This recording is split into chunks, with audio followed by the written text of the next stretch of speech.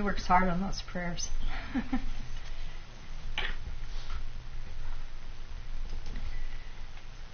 How many of you are familiar with that word synchronicity? Synchronicity. I see a few hands. Okay. This morning I would like to speak to you about synchronicity and your ability to use it to your advantage. It's a tool that I'm going to be talking about. So let's begin by defining the word synchronicity. Synchronicity is a term that was coined by Carl Jung. I believe that's how you pronounce his name. He was a Swiss psychiatrist and mystic. And the definition is it is the occurrence of two events that have no apparent cause or effect relation, but nonetheless connected by meaning, often in profound ways. It reveals the meaningful connection of the invisible or subjective and the material or objective worlds. So that's how it works. The spiritual definition that I found for it was that those who experience synchronistic events report seeing repeated images, colors, numbers, or hearing repeated sounds or words. I've had a couple of these kind of events recently, and one happened, I think it was after Wednesday night service last week. I noticed that I kind of was thinking, well, I have next Wednesday night or I have next Sunday to give a message. What will that message be? I happened to glance and look at the car in front of us, and the license plate had 444 on it. Well, I woke up pretty early the next morning, I think like around 4 a.m., and the clock was reading like 444. And again, I started thinking about the message. And because I couldn't immediately go back to sleep, I picked up my copy of the Sedona magazine. And what do I open to but an article titled, "You Create Synchronicity."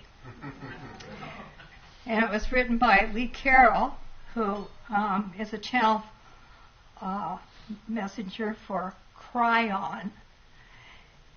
And so I'll refer to that article as I go along, some of it paraphrasing, some of it quoting.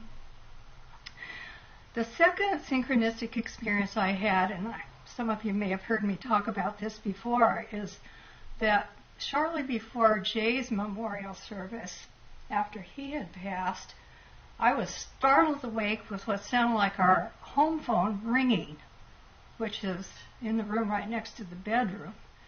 And I thought, who's that? And I listened, and it said, "This is Reverend Jay calling."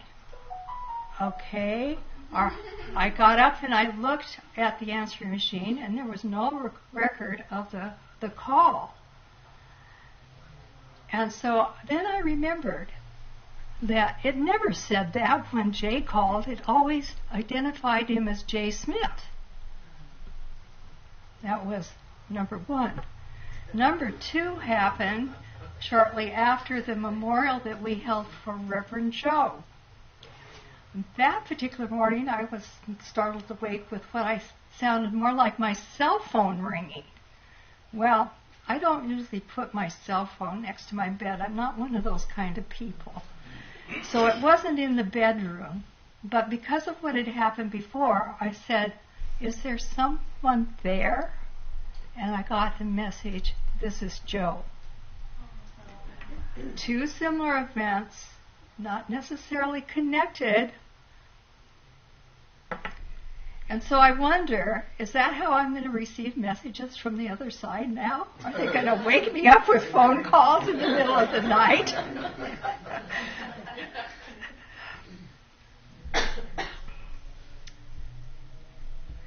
In the article, "You Create Synchronicity," Chiron says, "You may not be able to control the future, dear ones, but you can control the present."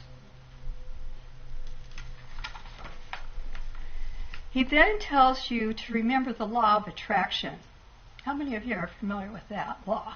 Oh, I see a lot of hands. For you, those of you that don't know, it means whatsoever you put out through your thoughts and words attracts the same thing back to you. Your thoughts have an energy pattern to them that attract a similar energy pattern, just like a magnet. Thoughts are things. They create. And that's a whole different poem. Okay. Synchronicity involves putting an energy expectation or intent out to the Creator, to that force that creates, that energy that creates, and getting a synchronicity back, which causes you to change your path. Some people call this luck. Some humans have a lot more control over their life paths when they pay attention to synchronicity. They create it. And we're going to get to that. Chiron goes on to say, let me put this another way. When you travel on unknown roads, you don't know where the potholes are, the rocks, or where the smooth areas are. And that made me think of something I heard on the radio in Alaska about Northern Lights Boulevard having potholes so big that it could swallow Volkswagens. Yeah, well, some of them in our life are like that, right?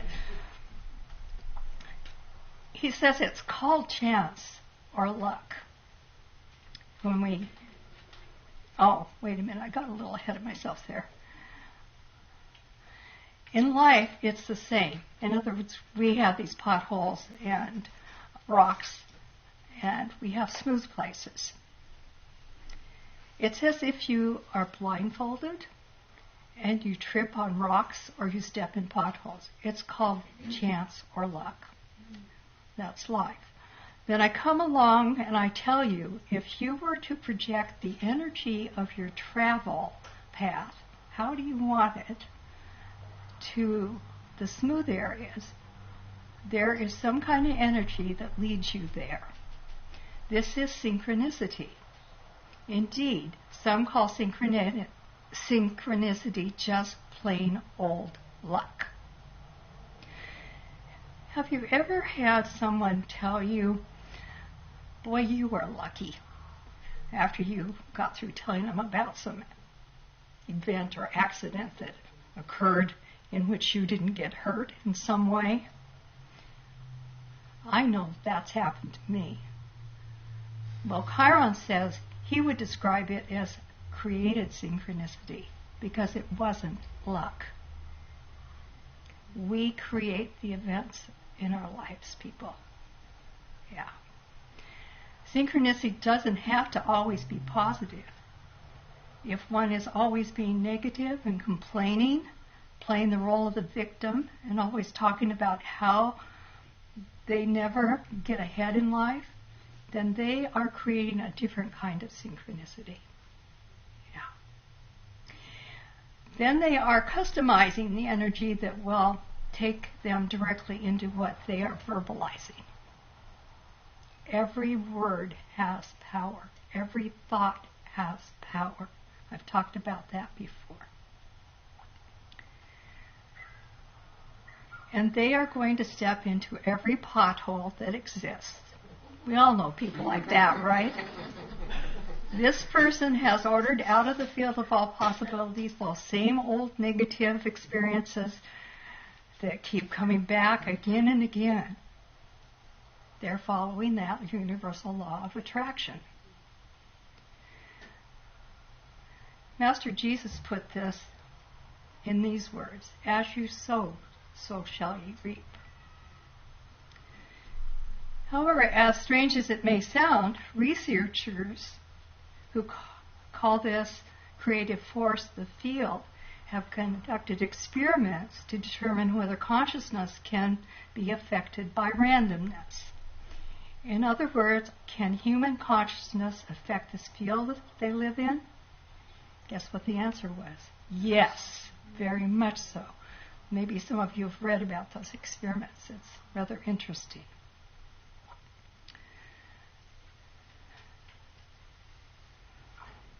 For those who expect good things to happen and put the energy of expectation and intent into that field, synchronicity begins to happen far too often to be called luck. And those humans have a lot more control over their life paths. So if we use this tool, we might get more out of life, what we want, than what we really don't want. When one becomes aware of the truth of this law of attraction, how things bring synchronicity into play, they can avoid getting unpleasant and unwanted things in their life just by beginning to put the things they really want to have and experience in their lives out into the field of all possibilities. And you have to have faith. You have to believe in the invisible. Even though you might not recognize how this works. There have been things that we've talked about from the pulpit before about how you can get this to work. There are certain little methods, but the biggest one is intent. What do I intend? Write it down. Verbalize it out loud. They're always listening, you know. Those angels, those guides, that higher self. It's always listening. Ask. Yes, ask.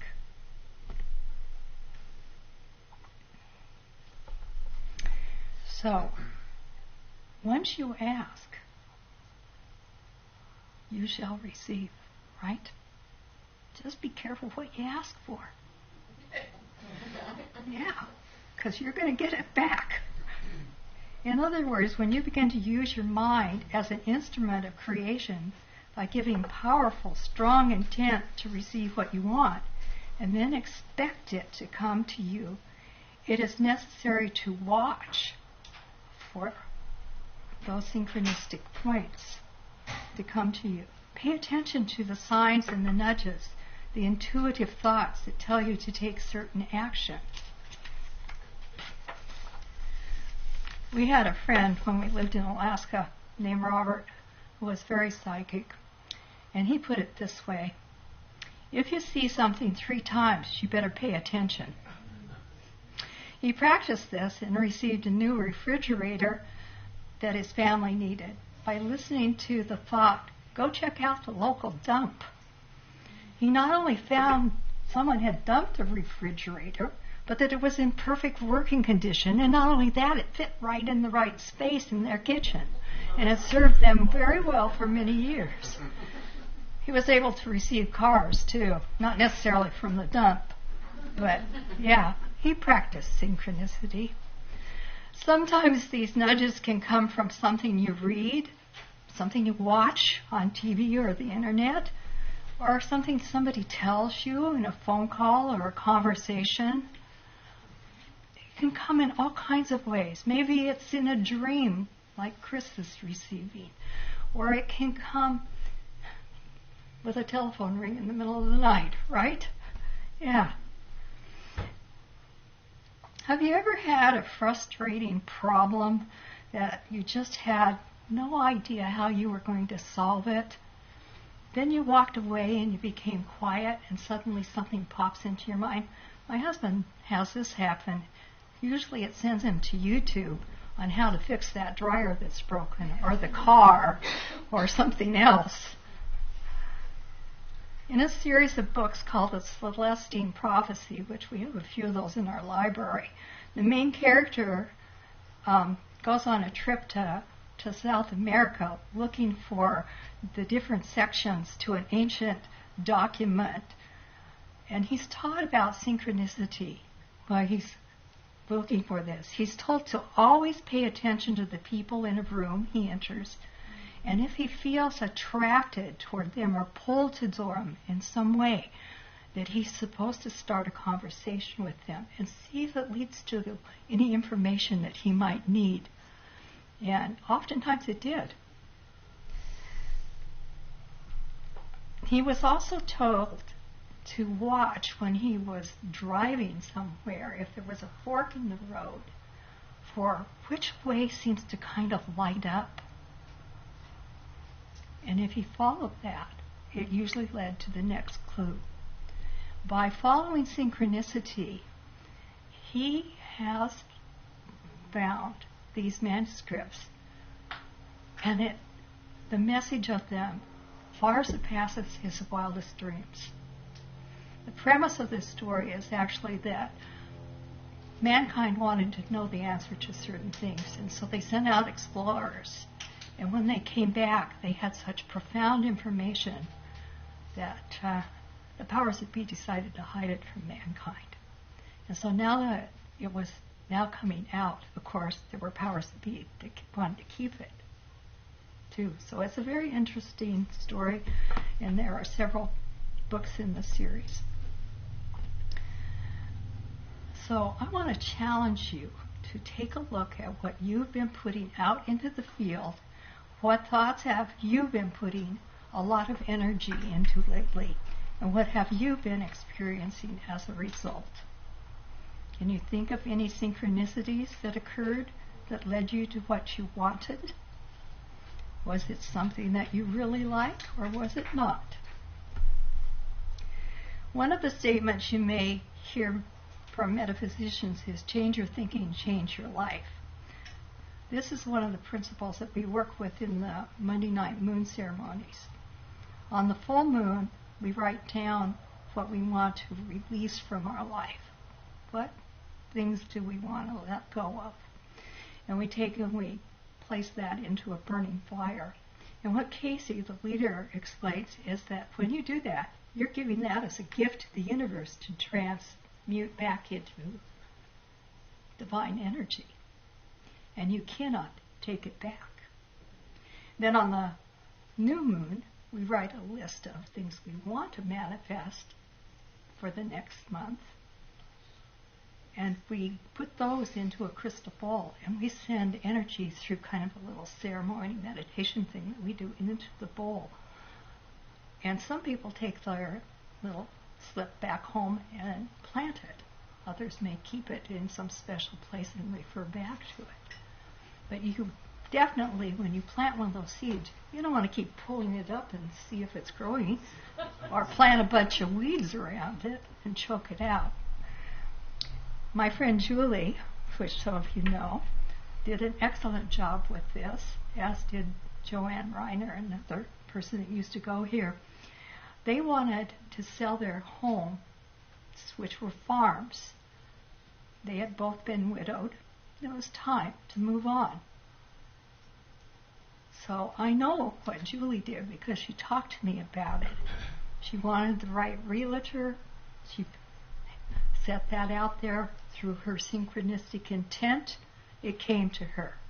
She wanted the right buyer. Through synchronicity, it came. Everything comes if we truly believe this. And if we don't, it still comes. And it might not be what you want. Yeah.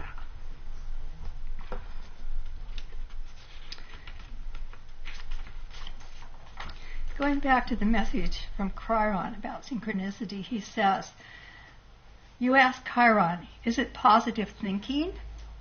Is it just something you hope for? When it comes to synchronicity, it's something you created by hoping, dear ones.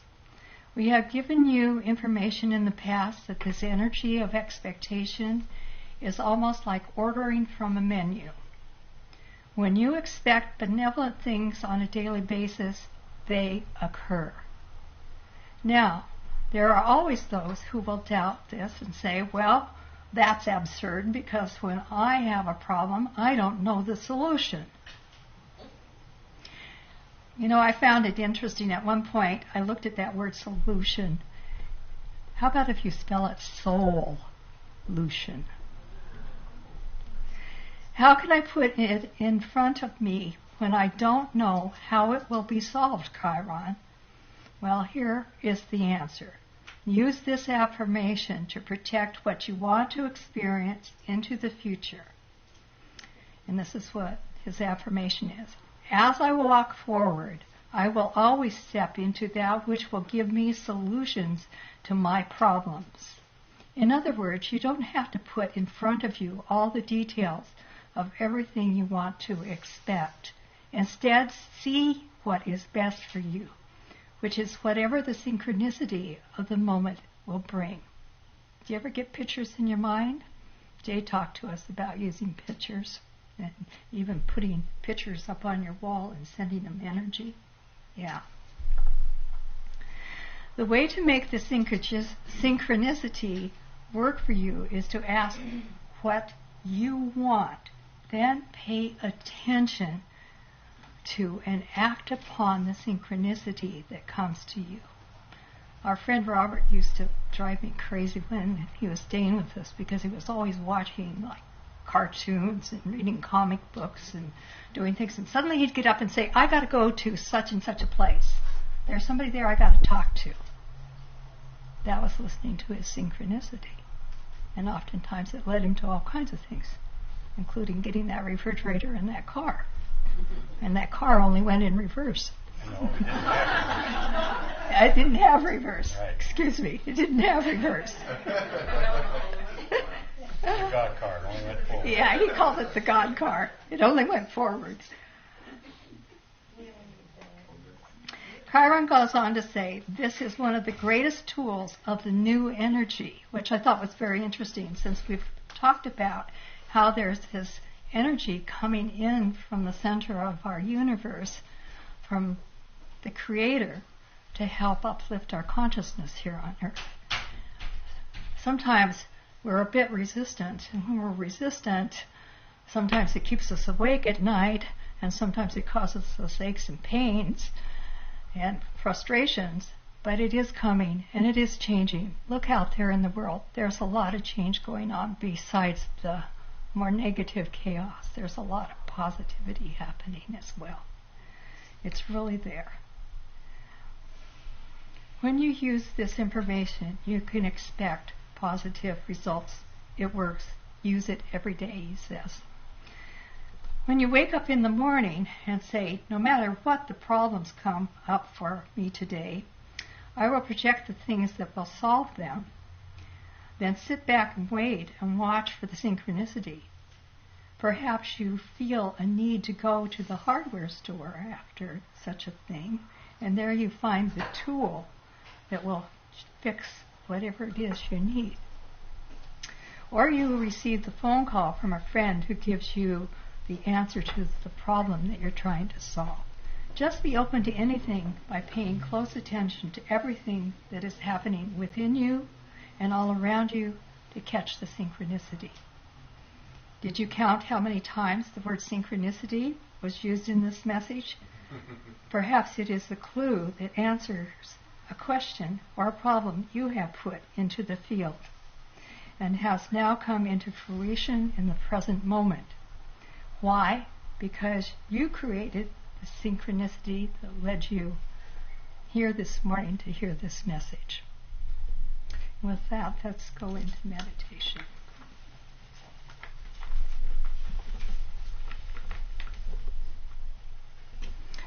I'm going to go back to Chiron, but let's just take a couple of nice deep breaths together.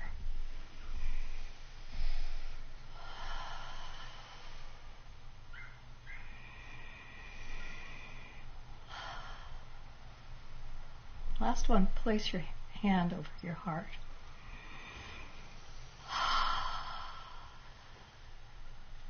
When you do this, you connect to Spirit. Chiron suggests this affirmation to help you create synchronicity for your day. I'm going to say it and then I'm going to ask you to repeat it with me. As I walk forward, I will always step into that which will give me solutions to my problems. Which will give me solutions to my problems.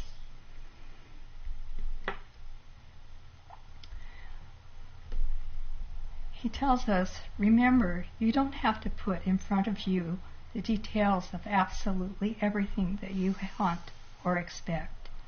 Instead, see what is best for you, which is whatever the synchronicity synchronicity of the moment will bring. Say that word enough times and you stumble.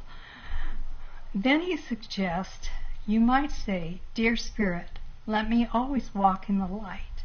And Dear Spirit, put me in the best places I could be. So let us create synchronicity for what we truly want in our lives.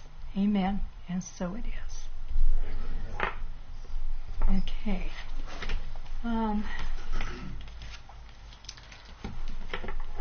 Somebody want to pass the basket?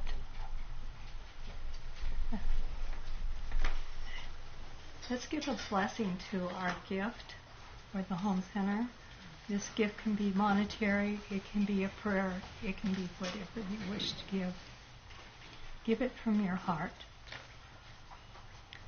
As we give this energy of money forth, we know it goes into circulation.